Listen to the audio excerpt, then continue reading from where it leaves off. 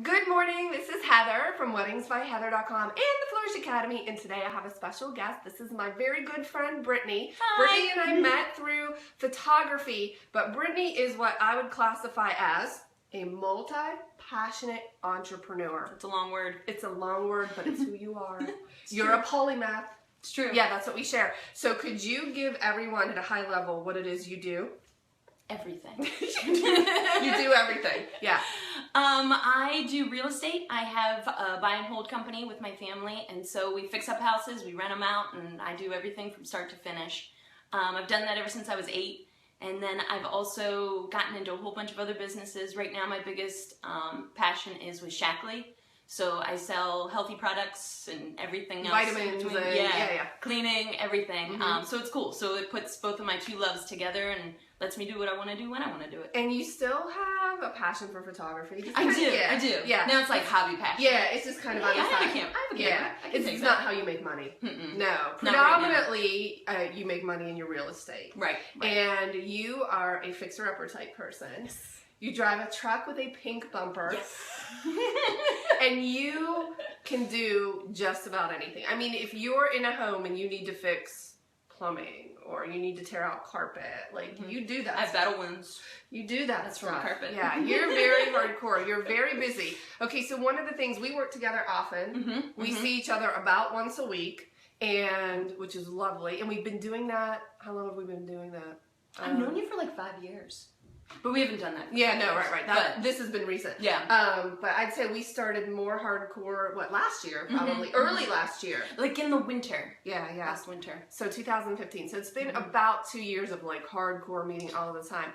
Which I've exploded in everything. Oh, that's awesome. So you have. Thank you. Well, you've done the work. But tell me what your biggest struggle is. What to do and when to do it. How to prioritize. Right. Yeah. And we talk a lot about clarity. Because when you have clarity, you know exactly what you should be doing when. Right. So what happens to you on a day when you are maybe lacking some clarity? What does that look like? It's a lot of Facebook scrolling where I'm just like, let me just escape you avoid, life. I don't know where to what go, to do. so I'm just gonna you don't know what sit to do. here in a little box. And that doesn't feel good. No, and then I don't get anything done. Right. So I might as well have done something. And lately, you've had days where you've had clarity, and you're like super focused. How do you manage So what we need to figure out is how did you do that? And then how do we replicate it? So what does a day that has clarity and focus look like to you? I always make to-do lists, so if things are getting done, and then right now it's renting houses. So I just had a catapult the other day where one of the girls was perfect, and she was absolutely, I have a bunch of houses that I need to get rented, and then she was a good one, and so I was like, I can do this again, and then I found another one, and then I found another one, and I don't know. Yeah, right. I don't know how I'm doing it. You're doing it because you have that happy planner. Yes, the happy planner. Yeah, the happy planner helps, but it's about getting clarity about what you want, who you are, and do you remember when we put together the decision-making matrix? Yes. Yeah, so I have this sheet. I teach this in my goal setting and my time management courses that I do privately, and you have a matrix that tells you essentially when your mind is befuddled so much and you're feeling emotional and you're not sure, where do I focus my time? You go through this matrix. Right. Which is like, do I do this? Yes, no. And you just, so we've broken it down into a logical, right, instead of an emotional. Right. But you even said to me this morning when you got here that you're like thinking, oh, I have a lot to do. Should I change this appointment around? Should I move this? Or what do I choose to move and why? How do you think? Huge. Yeah, what do you think we should do about that? I don't know. How do we do that? Because it's tough, because I can already see like where I'd be more productive. Like if I could just keep doing this, then I can get further, but you have other obligations where it's like you do still have to be there even though it's not fruitful in that very moment. Yeah. So it's like, which one? Obligations are challenging, but as you start to gain clarity, you start to make better decisions about what to schedule. Right. Like, I cannot stand scheduling things 3-6 months out. I sit down Sunday with my happy planner. I'm like, Monday we're going to do this. On Tuesday because you and I both know that if you schedule something 4 months in advance, it sounds like a good idea then, and then it comes up and you're like, what was I thinking? We all just So- forget I said that. Why did I commit to that? So we have to do a better job at figuring out where our time is best spent, because you can always get more money, but you can never get more time. So you have to figure out the best way to approach your time. So we're heading into the fourth quarter. The beginning of the year, you and I worked on your goals. We did a goal setting workshop. How are Which you is doing? amazing. You gotta do it. Thank you. Thank you. How are you feeling with those goals? Have you met some, adjusted some? They're getting really close. It was big. It was big goals. Yeah, you had a lot of big goals. So I can, and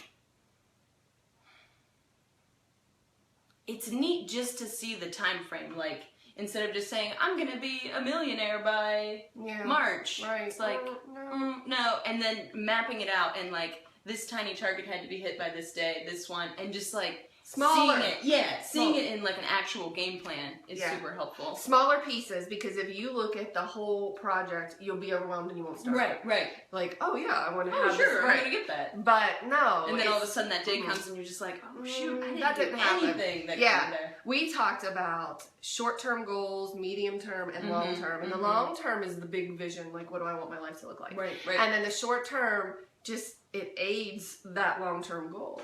But you have to know where you're going to figure out what to do today. Right. And those little tiny baby steps. But I feel like you've made a lot of progress focusing your time a little bit better. Don't you feel like this year you've done better at like... I say no. No. Like a lot. And you're... like no, it's not real. No, it's not going to work. And you've also done a better job at responding faster when you're doing something that's not appropriate for your goals. Like, I've seen you do things, and then you're like, nope, not working. You've become more adept at adjusting. Yeah. Yeah, you have. I just had a conversation yesterday with Sarah where it was just like, I now, like, if I say something, it's not set in stone. Right. Like, as more information comes in, I'm like, actually, let me let me redo that. Yeah. And so that's been such a growing thing where it's neat, where I used to be like, crap, no, that was how the day was supposed to go, and like holding down everything. It's like, no. You were very reactive when I met you. Yeah. Very reactive. Everything you did was reactive. It was a reaction to something happening. And now, wouldn't you say you're like there's still... But you're more proactive in your approach,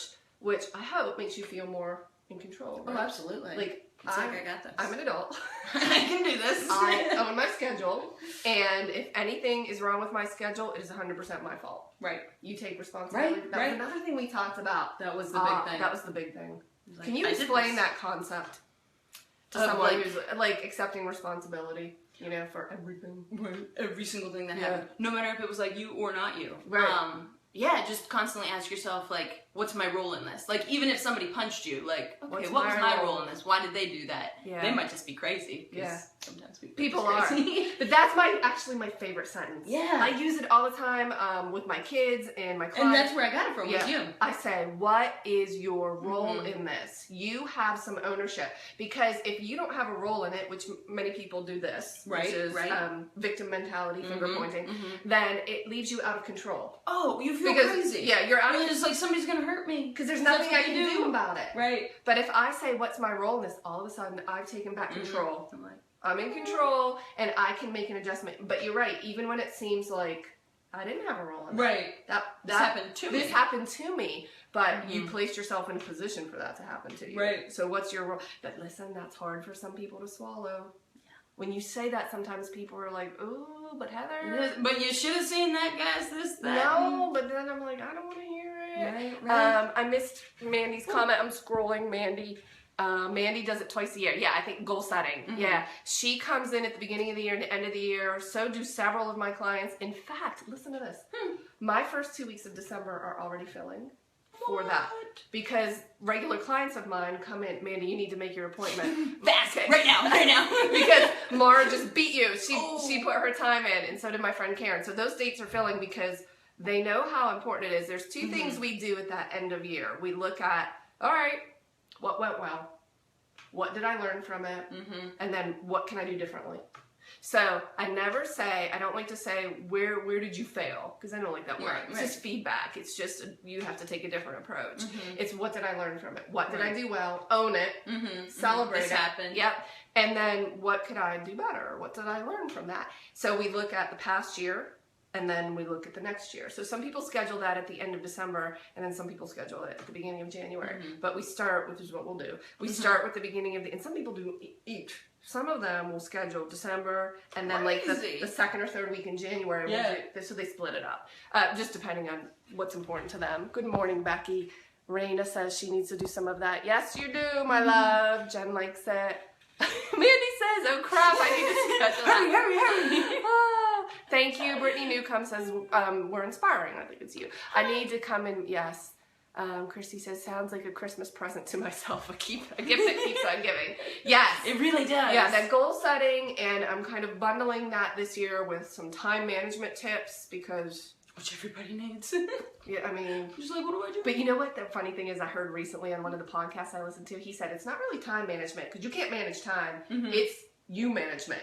Like, I need to manage myself. Yeah. That's basically what it is, because time is constant, and I can't affect that. Right. But I can manage myself. Do you guys have any questions for Brittany or I? Because we actually have a mentoring session this morning. So we got things to do. We have real work to do. And if not, thank you so much, and we'll see you soon. Bye. Bye.